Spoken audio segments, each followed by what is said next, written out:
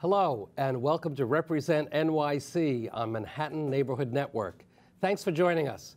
I'm New York State Controller Tom DiNapoli.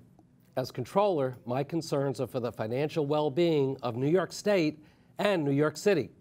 That can cover a lot of ground. But in a nutshell, if it affects the budget or your pocketbook, we have our eyes on it. Today, I'll be talking about the downtown Manhattan economy with Jessica Lappin, president of the Downtown Alliance. But first, we're going to be discussing immigration. Immigrants have always been and continue to be one of the strongest engines driving New York's economy. But too often, the contributions of the men and women born outside of the U.S. go underappreciated. Here to talk about that issue is Stephen Choi, Executive Director of the New York Immigration Coalition. Stephen has led the fight for immigrant rights and for the recognition of their valuable contributions to New York's culture and economy. Stephen, thanks so much for being with us. Thank you. I'm very glad to be here. Well, we've worked together on many issues. I really have great regard for the work of the coalition and your leadership. But for our viewers who may not be familiar with what the coalition does, let's start by giving a brief overview of what the mission of the coalition is all about. Sure. Well, the New York Immigration Coalition is an umbrella organization. We have nearly 200 member agencies that really span the entire breadth of New York State. So we represent small grassroots groups, we represent organized labor, we represent legal service providers, and there's a wide breadth of different organizations that work with New York's diverse immigrant communities. And I think that's actually one of the strengths of New York's immigrant communities is that we are so diverse. We have Latinos, we have Asians, we have Black immigrants, we have European immigrants. So it really is a very interesting challenge to think about how do we represent New York's immigrant communities, all 4 million of them. I'm sure at times some communities have a certain set of challenges, others have some different challenges, and some have challenges that are shared by all immigrant communities. That's right, and I think the interesting thing is that New York's immigrant community, I mean, you have refugees from Africa, you have immigrants obviously coming from Latin and Central America, you have folks coming from Asia, and to a certain extent they do have different issues, but a lot of them share the same kinds of issues, whether it is issues of immigration status, whether it's issues of language access or access to different kinds of services. Yeah. Well, there's a lot for us to talk about. We don't have a lot of time, but given what's happening as we're doing this show, why don't we get your perspective on the Supreme Court decision that came out, U.S. v. Texas? What are the implications for all of the issues related to immigration, and how will that affect people in our own city? Yeah. So the Supreme Court decided yesterday that they would not move forward and that President Obama's administrative relief programs would be stopped. And I'm not going to sugarcoat it. It was a tremendously disappointing, heart-wrenching, difficult decision. I'm going to take us back a little bit. We had really pushed for immigration reform for decades. The last time we saw immigration reform was in 1986. So we're talking 30 years of not doing anything to fix our broken immigration system that has left us not in a place where we can compete in the 21st century and with 11 million undocumented immigrants where we have no resolution for. And so we had pushed for immigration reform for Congress, and quite simply that wasn't going to happen. And so then we pushed President Obama to act executively when Congress wouldn't. And so in November 2014, he announced administrative relief programs for parents of U.S. citizen and green card holder children, and also for young undocumented immigrants who would come here at a certain age. Those programs would have helped 5 million immigrants, 250,000 in New York. And the problem is, right after he announced that, anti-immigrant forces decided to file a lawsuit, got it all stuck in the legal process, and yesterday the Supreme Court agreed with them and said essentially that they would not act, and the lower court's ruling that prevented the president's programs from moving forward would be in effect. So it's a tremendously disappointing decision, and I think that's because of the deadlock, because of the tie. Yes. And so that means the lower court ruling, yes, which wasn't viewed favorably, will stand at this point. Exactly. That's right. And what will be the immediate impact, though? Will family and what will the impact be in terms of the work that the coalition is doing in response to this? Mm-hmm.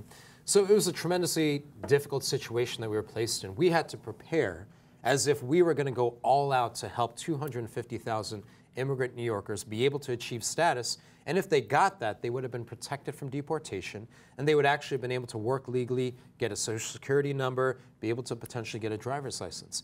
All that is really out the window. And now our task is really how do we educate our communities, make sure that they know that those administrative relief programs are not available, And I think really long term, what do we need to do to mobilize our immigrant communities, bring them together, and have everybody understand that we need a president and we need a Congress that is actually going to make some kind of relief available, the kind that we haven't seen in decades. Could you actually see situations where parents are having to leave the country and children being left behind? Sure, absolutely. I mean, I think that is one of the most heart-wrenching things about this, Tom, is that parents go to work every single day not knowing that they're going to be able to come back to their families. I mean, how difficult is that?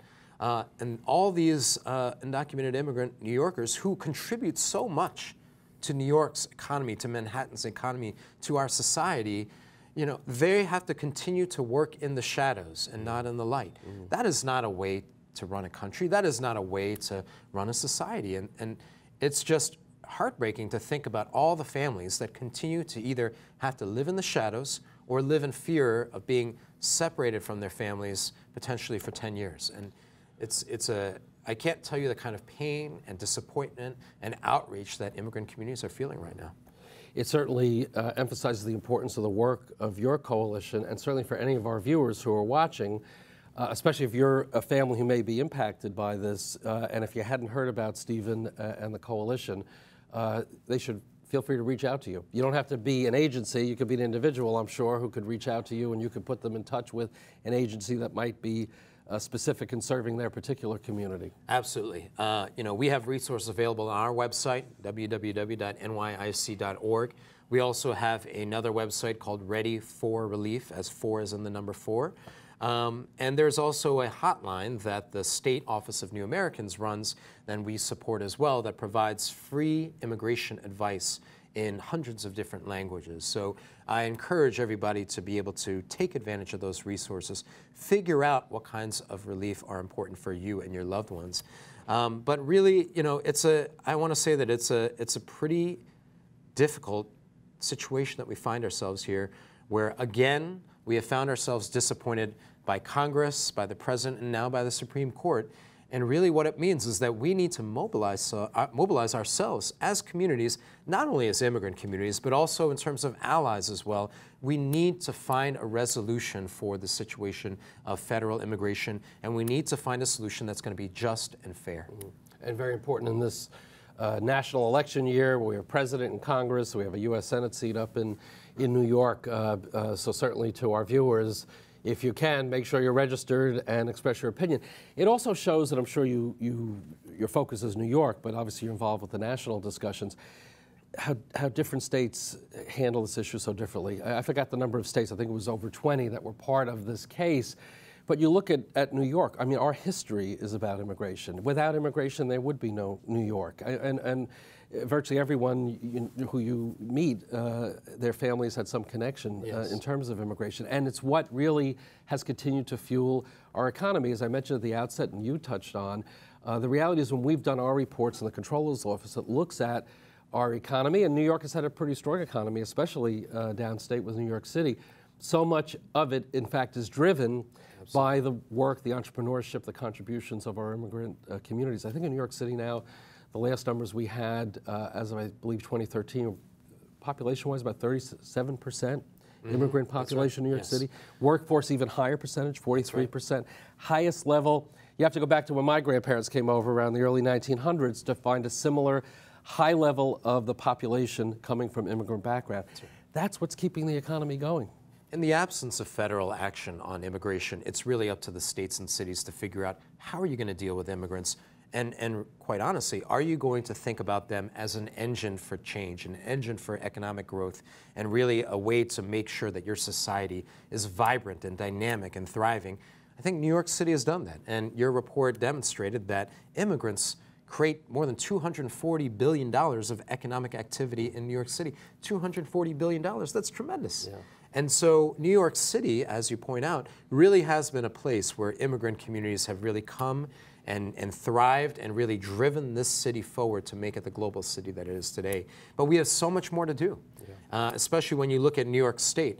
You know, we need to make sure that higher education is available to everybody who needs it. We need to invest in adult education and workforce development. There's nearly 2 million New Yorkers who live in New York City that don't either have their GED or are not fluent in English, that is a huge untapped potential workforce and small business creators that, if we're able to support them in the right way, can take the city and the state to even greater heights. And there's plenty more that we need to do to support immigrants, not just on the federal level, but in New York City and in New York State as well. You know, the DREAM Act has been a big issue, which unfortunately has been stalled in Albany, which would provide financial assistance for the children from undocumented families as they pursue their higher education. For a small cost, a great benefit. And I'm sure it's been a source of frustration for you, as it's been for so many others, that despite all the obvious arguments in favor and the number of states that provide this already, I think including Texas, which seems odd that on this one, you know, Texas would be viewed as more progressive than New York. We just don't seem to be able to get it done. Yes, and you know, I remember during the Republican presidential debates a couple years ago, the Republican governor of Texas said, you know, if you don't believe in these kids, then you don't have a heart. Yeah. Well, we still have not gotten that done in New York, and as you say, it's incredibly frustrating. You know, as your report pointed out, it's cost $20 million, which in the scheme of the state budget is a drop in the bucket. Yeah. And yet the benefits that we would see from something like the DREAM Act would be tremendous. But I want to say that there's so much more that we can do to support immigrants. Driver's licenses. We should make driver's licenses available for all New Yorkers and get everybody into the system. Make sure that everybody's licensed and insured. We should make sure that health care is available. You know, it doesn't have to be, I mean, we can think about ways to do this on a cost-effective basis, but it's going to save money for states and municipalities if we're able to make sure that health care is provided for all. So there are a whole host of different options: the DREAM Act, the driver's licenses, investments in adult education, workforce development, health care. We need to really think about what is our vision for New York State when it comes to immigrant communities. We have so much more to go. And your coalition is helping to shape that vision. You have been very effective in developing partnerships, alliances with elected officials at all levels, including our office. And the fact that New York is so diverse in terms of the immigrant communities is different than, especially when you look at the city. You look at other big cities where you have a predominance of one particular group. New York City is very different. So your job is a challenging one, but obviously one that you enjoy immensely. Yes, New York City's diversity is its strength. Yeah. And you know, one thing that is remarkable when people don't know about this is right now the single largest immigrant community is the Chinese immigrant community. People don't know that. They think it's Dominicans or something like that. And the Mexican community, which is really the predominant immigrant community in many states and cities like Texas and California, is actually a very fast-growing but a smaller portion of the Latino immigrant community here. So we have an incredibly diverse and dynamic immigrant community, which both is a challenge but also one of our strengths as well. And a great leader of the coalition. Stephen, we're out of time. We'll have to continue the conversation, but it's been a great conversation. And I want to thank you, Stephen, for being our guest. And we'll be right back in a moment with Jessica Lappin, president of the Downtown Alliance. Thank you. Joining me now is Jessica Lappin, president of the Downtown Alliance. Jessica, thanks so much for being available to do our show. My pleasure. We got to know each other when you were on the city council and did a great job there, and you've had this wonderful opportunity to lead the Downtown Alliance. Everybody knows that so much has been happening in Lower Manhattan, but some of our viewers may not be aware that part of why some great things are happening there has to do with the work of the Alliance. So why don't we start by telling us something about what the mission of the Downtown Alliance is? Well, I'd be happy to. So the Downtown Alliance is a business improvement district, and there are over 70 of them now across the city in many commercial neighborhoods. And our goal is to make the neighborhood more vibrant, more dynamic. We've had our ups and downs, this neighborhood in particular. We were kind of just getting our legs under us when 9/11 hit, Sandy. So we've certainly had some challenges, but we're at an incredible moment in Lower Manhattan. And so I feel very fortunate to be a part of it. And the Alliance plays a role, although it's just we're just one of the players who are fighting to make it a competitive business district, increasingly a place for people to live. And also, we're seeing record numbers of tourists who want to come and visit the neighborhood, which is something new. I mean, not new in the sense that people always wanted to come and see the Statue of Liberty or where George Washington was sworn in as president, but the number of attractions, the 9/11 Museum and Memorial, of course, the One World observatory deck that opened last year.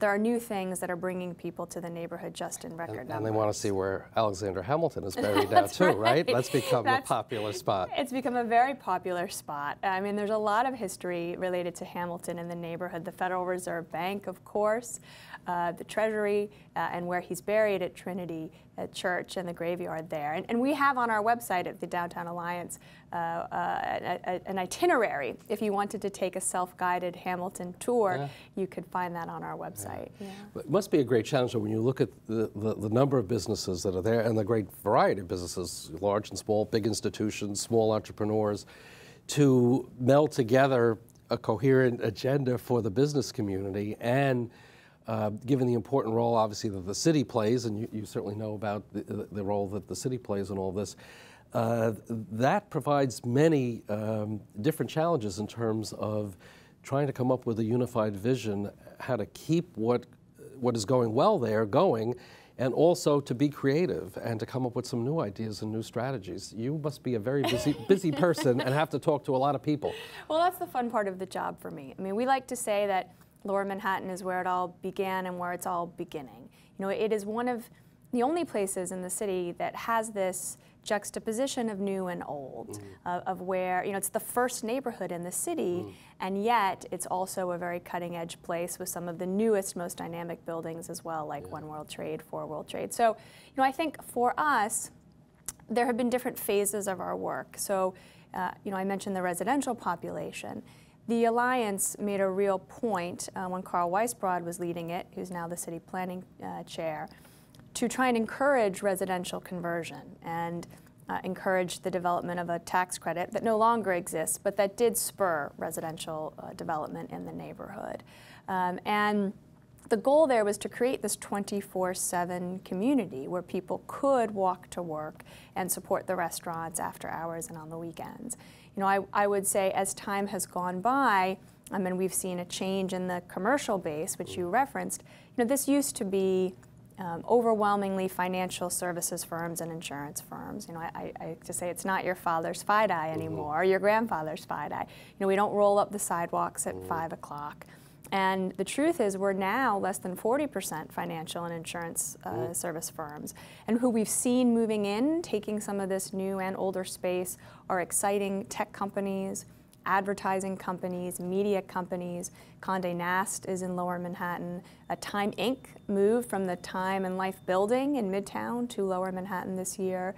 So to see this shift of very exciting, new, dynamic, creative industries in the neighborhood, that has changed really the look and the feel. I mean, you see people in hoodies instead of in suits, and that's changed. For young people, I mean, those are exactly the jobs that they're looking for. And for you to have a job and put down roots, actually to live in the neighborhood as well. As you know, one of your success stories is getting me to move my office to downtown Manhattan. We've been down there for a short period of time on Maiden Lane. And not that I didn't love being in Midtown, but I see exactly what you've been describing.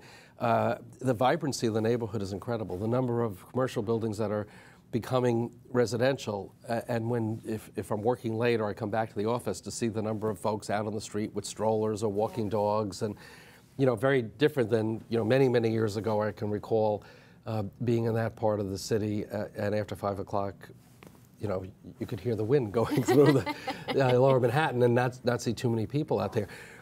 Is there down Broad Street? Right, it was very different. It was very different. But is there a tipping point where you don't want to lose what has been some of the traditional level of the financial industry and the more traditional businesses?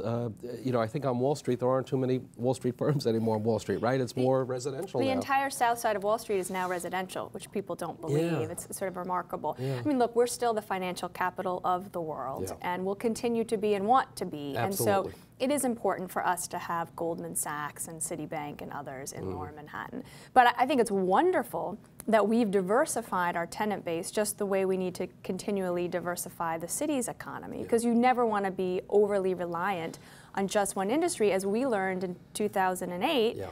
I mean, the recession that hit the entire country, but you can imagine it hit Lower Manhattan particularly hard in terms of office space. So it's been a very exciting thing to see. And in terms of the people you're seeing out after 5 o'clock, what's nice is now there are restaurants where you can go and eat, and bars where you can have a drink, and places where you can shop, and that is only going to grow. Yeah. You know, this year, next year, the Westfield site, the shopping center that will be under the World Trade Center, is going to open in August, and that's going to be a tremendous boost. Brookfield Place opened last year, and that's a very popular place for people to eat and shop. But even just along Lower Broadway, for example, where there are pockets, or Maiden Lane where you are, there are lots of places to eat on Maiden Lane that didn't exist a couple years ago, so it's exciting. And you mentioned tourism. I mean, I find when I go out at lunch, I'm amazed how many tour groups are coming through. I didn't fully appreciate it, and you're right. Years ago, you might just, if you want to ride the Staten Island Ferry, or or go to the Statue of Liberty, but now the walking tours in that area are very significant. Of course, some of that's then tied to the availability of hotels and hotel rooms. We just put out a report from our office that talked about the tremendous growth in hotels and hotel rooms all across New York City. What's the picture there in terms of downtown Manhattan? Are we seeing new hotels still coming in? Have we reached a point where no more in terms of hotels, or have we hit the right balance in that area? So we're going to have tremendous growth in hotel rooms in Lower Manhattan. Even though we're only 5% of the overall number of rooms in the city, 20% of all the hotels under development are happening in Lower Manhattan. Wow. So we have 27 hotels now and 18 that are in development in the pipeline. In the next few months, the Four Seasons is going to open in Lower Manhattan. The Beekman Hotel, which is a really cool property on Beekman Street, is going to, Beekman and Nassau, that will be opening. The AKA just opened in the last week or two. So we are seeing a lot of growth in terms of hotel rooms, and it will be something that we're going to keep our eye on at the Alliance. Your report was excellent and documented how the last year there's been a little bit of a dip in terms of room rates, and we've seen that too, not in a drastic way by any means, but we're adding a lot of inventory. I think it's because there's a lot of demand, and people increasingly want an authentic New York experience in Lower Manhattan and the other boroughs, and it's a real neighborhood. And people love that, and they love the old and new, and they love that they're going to be places that they can eat. That we have Jean-Georges will be opening at the Seaport. David Chang is opening in the neighborhood. Wolfgang Puck will have a restaurant at the Four Seasons. Tom Colicchio and Keith McNally will have restaurants in the Beekman. So all the things that a tourist is looking for, the attractions, places to eat, and places to shop. We didn't have them before, but we have them now, and they're coming. I know one of the concerns with tourism is a big chunk of that, by no means all of it, have been folks from overseas, and with what's happening in Europe with their economy, one of the concerns that we've identified, because the city is dependent on that, revenue source of that activity, if there'll be a slowdown there.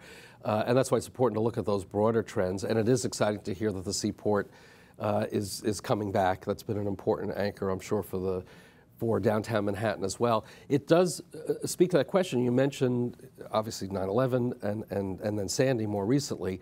That issue of resiliency and dealing with these big issues like climate change that obviously impact on a neighborhood like Lower Manhattan more so than some other areas. Can you give us a sense of how the business community has been dealing with that part of rebuilding and preparing for, hopefully not to happen anytime soon, another severe weather event? Well, individual owners have gone to great lengths and expense to protect their buildings, especially the buildings along Water Street that were really hit hard. But I would say we've had great partnership with Mayor de Blasio and with Senator Daniel Squadron and Senator Chuck Schumer on securing funding and coming up with a long-term plan for how we're going to deal with resiliency. So the mayor has earmarked about $100 million to spend. And a lot of that was due to Chuck Schumer's work for us in Washington, getting federal funding for us.